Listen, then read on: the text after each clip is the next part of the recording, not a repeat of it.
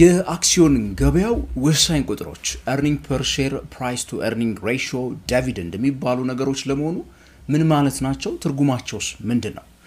ድርጅቶች ውስጥ አክሲዮን ያላችሁ በኢትዮጵያ ውስጥ የሚገኙ ለምሳሌ ባንኮች ውስጥ አክሲዮን ያላችሁ እነዚህን የጠቀስኳቸውን ቁጥሮች በተደጋጋሚ ተሰማላችሁ አንዳንድ ተቋማትም አክሲዮን ለማሻሻጥ ሲሉ የሚነግሯችሁ ቁጥሮች ናቸው earning per share PE ratio dividend payout ratio የሚባሉት በዛሬው አምስተኛው ክፍል ተከታታይ የካፒታል ማርኬት ትምህርታችን የምንመለከተው የአክሲዮን ገበያውን ቁጥሮች ነው የተወደዳችሁና የተከበራችሁ የንጋት ፖስት ቤተሰቦች በየሳምንቱ እሁድ ልክ በ9 ሰዓት ተከታታይ ትምህርት መማር ጀምረናል ይህን ትምህርት መማር የምትፈልጉ ጥያቄና አስተያየት ያላችሁ ኮሜንት ሴክሽን ላይ ጻፉልን ሰብስክራይብ በሉ ከኢትዮጵያ ውጪ ካላችሁ ጆይን በማለት አበረታቱን ይያልኩኝ ወደ አምስተኛው ክፍለ ጊዜ ትምህርታችን በዚሁ የምገባ ነው የሚሆነው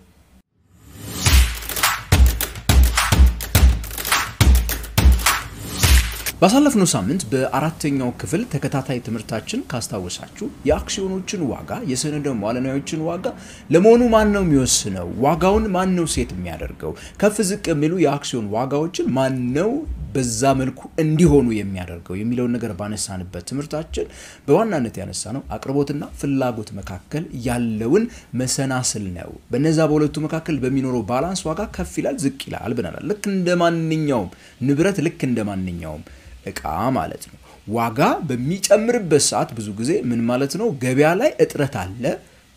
ብዙ ፈላጊ ያለ አቅራቢ ግን አንሷል ማለት ነው እንደዚሁ በተቃራኒ ዋጋ የሚቀንሰው ብዙ አቅራቢ ኖሮ ፈላጊ በሚያንስ ሰዓት ነው የምትላሳብ አንስተን ነበር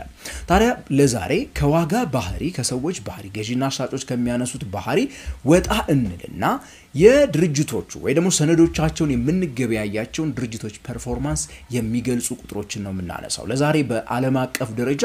በስፋት ጥቅም ላይ የሚውሉትን ሶስቱን ቁጥሮች እናነሳለን dividend price to earning ratio እና earning per share የሚባለው በኢትዮጵያው ሴኩሪቲስ ኤክስቼንጅ ላይ ካሁን በኋላም እንግዲህ የተቋማት ዴታ ፐብሊሽ መደረግ በሚጀምሩበት ሰዓት እነዚህ ቁጥሮችን እያየን ነው የአንድን ድርጅት አክሲዮን ለግዛ በእጅ ያለውን አክሲዮን ልሽጥ ወይስ በእጅ ያለውን አክሲዮን ይዤ በመቆየት ላትርፍ የሚለውን ውሳኔ ለመወሰን እነዚህ ቁጥሮች ከምን ጊዜውም የበለጠ ያስፈልጓቸዋል የምንጀምረው earning per share በሚባለው ይሆናል earning per share የሚለው ቁጥር እንግዲህ በዋናነት ድርጅቱ ለገበያ ያቀረባት አንዷ ሰነድ ወይ ደግሞ እያንዳንዷ ሰነድ በዛ በተጠቀሰው ጊዜ አንድ ኳርተር ማለትም አንድ 3 ወር ወይ 6 ወር ወይ አመት ሊሆን ይችላል ያተረፈችውን ትርፍ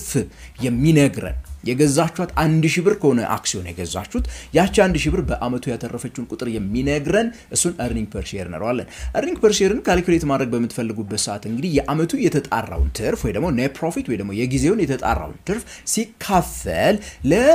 ሼሮቻችሁ ብዛት ወይ ደግሞ ለተቋሙ ሼሮች ብዛት አጠቃላይ ማለት ነው ሲካፈል የሚገኘው ገንዘብ ነው ለምሳሌ በአመቱ የተጣራ ትርፍ ብሎ አንድ ካምፓኒ ሪፖርት ያደረገው 100 ሚሊዮን ብር ከሆነና አጠቃላይ ገበያ ላይ ያለው ሼር 10 ሚሊዮን ከሆነ እንግዲህ 100ን ለ10 ሚሊዮን ማካፈል ነው መጨረሻ ላይ የምታገኙት 10 ብር ይሆናል ማለት ነው ስለዚህ እያንዳንዱ የድርጅቱ አክሲዮን በዛ አመት 10 ብር አትርፈዋል ይያለ እየነገረን ነው ማለት ነው ሶ ትልቅ earning per share ያላቸው ተቋማት ለምሳሌ ምን ያሳያሉ ውጤታማነትን ሊያሳይ ይችላል profitability ሊያሳይ ወይ ደግሞ ጠንካራ የሆነ ትርፋማ ድርጅት ነው ማለት ነው እንዴ ደግሞ በተከታታይ እያደገ የሚሄድ earning per share ጤነኛ የሆነ earning per share ያላቸው ድርጅቶች የማደግ ተስፋ ያላቸው ጤነኛ አስተዳደር ያላቸው ጤነኛ ቢዝነስ ያላቸው ሲሆኑ earning per shareአቸው እየቀነሰ የሚመጡ ድርጅቶች ካያችሁ ደግሞ እነዚህ ድርጅት ውስጥ ያሉና ወጪ እየበዛባቸው ያሉ ድርጅቶች ናቸው ማለት ነው ለወደፊት በኢትዮጵያው ሴኩሪቲስ ኤክስቼንጅ ላይ እንግዲህ ድርጅቶቻችን የተለያዩ አክሲዮን ድርጅቶች ሊስት በሚደረጉበት ሰዓት እነዚህን ቁጥሮች አይተን እርስ በርስ በማወዳደር እንግዲህ የትኛው ድርጅት የተሻለ አዋጭ ነው የትኛው ይበልጥ አትራፊ ነው የሚለው ነገር መለየት እንድንችል ያስችለናል earning per share ታዲያ earning per share ብቻውን ደግሞ ውጤታማነትን ልትለኩበት አትችሉም ያ የምታገኙት ትርፍ የምትከፍሉለት ዋጋ ደግሞ ወሳኝ ነው እሱንም የሚያሳየን ደግሞ price to earning ratio ወይ ደግሞ PE ratio ብለን የምንጠራት ናት ምክንያቱም PE የገበያውንም ዋጋ ያሳየናል ስንትስ እየተከፈለ ነው ለዛ ለናንተ ሰነድ የሚለውን ነገር ወይ ደግሞ እናንተ ወጪያችሁ ስንት ሊሆን እንደሚችል የሚነግረው ማለት ነው ሶ ፕራይስ ቱ ኤርኒንግ ሬሽዮን እንግዲህ ካልኩሌት የምናደርገው ምን በማለት ነው አሁን የናንተ አክሲዮን በእጃችሁ ላይ ያለው አክሲዮን ወይ ደግሞ ልትገዙ የፈለጋችሁት አክሲዮን እየተሸጠ ያለበት ዋጋ ሲካፈል ቅድም ካልኩሌት ያደረግናት ኤርኒንግ ፐር ሼር በማድረግ እናገኘዋለን ለምሳሌ እናንተ በእጃችሁ ላይ ያለው ያ ሰነድ 200 ብር ከሆነ ገበያ ላይ እየተሸጠ ያለውና ኢፒኤሱ ቅድም ካልኩሌት ያደረግናት 10 ከሆነች ይሄን ማካፈል ነው 20 እናገኛለን ማለት ነው ምን ማለት ነው ሰዎች ለአንድ ብር በድርጅታችሁ እናንተ እየገዛችሁ ባላችሁ ድርጅት ላይ ለሚያገኙት ትርፍ 20 ብር ተጨማሪ ከፍለው ነው እየገዙ ያሉት እንደማለት ነው አንድ ብሯን ለማግኘት ነው ሶ ብዙ ጊዜ ትልቅ ፕራይስ ቱ ኤርኒንግ ሬሽዮ አሁን እንዳልኳችሁ አይነት 20 የሚደርስ ፕራይስ ቱ ኤርኒንግ ሬሽዮ በሚገኝበት ሰዓት ምን ማለት ነው ኦኬ ሰዎች ኢንቨስተሮች ገበያው ያ ድርጅት ለወደፊት ያድጋል ይለወጣል ገንዘቤን የሆነ ጊዜ ስለማገኘው ነው 5 አመት ምናምን በኋላ ትልቅ ድርጅት ይሆናል ብለው ሲያምኑበት ነው ትንሽ ሲሆን ደግሞ ፒኢ ሬሽዮ ይሄ ድርጅት እየጠፋ ነው አላገኘውም ብዙም ተስፋ የሌለው ድርጅት ነው እያሉ እየነገሩን ነው ብዙ ጊዜ ፋስት ግሮዊንግ ቴክኖሎጂ ላይ ምናምን ፕራይስ ቱ ኤርኒንግ ሬሽዮ በጣም ከፍተኛ ነው ወደ አሜሪካ ምናምን ብትሄዱ እነ ኦፕንኤአይ ላይ እነ ቴስላ ላይ ስታዩ በ20 በ30 ሳይሆን ፕራይስ ቱ ኤርኒንግ ሬሽዮ በመቶ ቁጥሮች ውስጥ ነው ሄደው ልታገኙቸው የምትችሉት ማለት ነው ከሚያስገቡት ገቢ አንፃር ምንም የማይገናኝ አይነት ነው እንትን የሚያደርጉት ነገር ግን እነዚህ የቆዩ ያረጁ ያፈጁ ድርጅቶች ላይ በመትሄዱበት ሰዓት ደግሞ ፕራይስ ቱ ኤርኒንግ ሬሽዮ በጣም ተመጣጣኝና ቁጥሩም ያነሰ ሆኖ ልታገኙት ትችላላችሁ በሶስተኝነት ደግሞ በመጨረሻ በቁጥር ደረጃ የምናገኘው ዲቪደንድ ፐር ሼር እና የዲቪደንድ ይልድ የሚባሉ ደግሞ ቁጥሮች አሉ ዲቪደንድ ፐር ሼር የምንለው በዋናነት በተጣራ መልኩ በካሽ መልኩ ለሼር ሆልደሩ የሚደርሰውን ገንዘብ ለእያንዳንዱ ሼር ሆልደር የሚደርሰውን ገንዘብ የምናውቀው በዚህኛው ነው ዲቪደንድ ፐር ሼር የሚባለው በአመቱ ከተጣራው ትርፍ ላይ የሚቆራረጡት ተቆራርጠው የመጨረሻው የተከፈለችውን ዲቪደንድ ለጠቅላላ ሼር ቁጥሩ ሲከፋፈል የምናገኛት ገንዘብ ነች ለምሳሌ በዛ አመት ወይ ደግሞ በዚህ በተጠቀሰው አመት 30 ሚሊዮን ብር ዲቪደንድ ከፍላለው ካለ አንድ ድርጅትና 10 ሚሊዮን አክሲዮኖች ካሉ 3 ብር ነው ማለት ነው የሚደርሰን እንዲሁ ደግሞ የዲቪደንድ ይልድ የምንለው ደግሞ ሪተርኑን ለማየት ለምሳሌ ምን እናደርጋለን ይህንን የጠቀስኩላችሁን ዲቪደንድ ፐር ሼር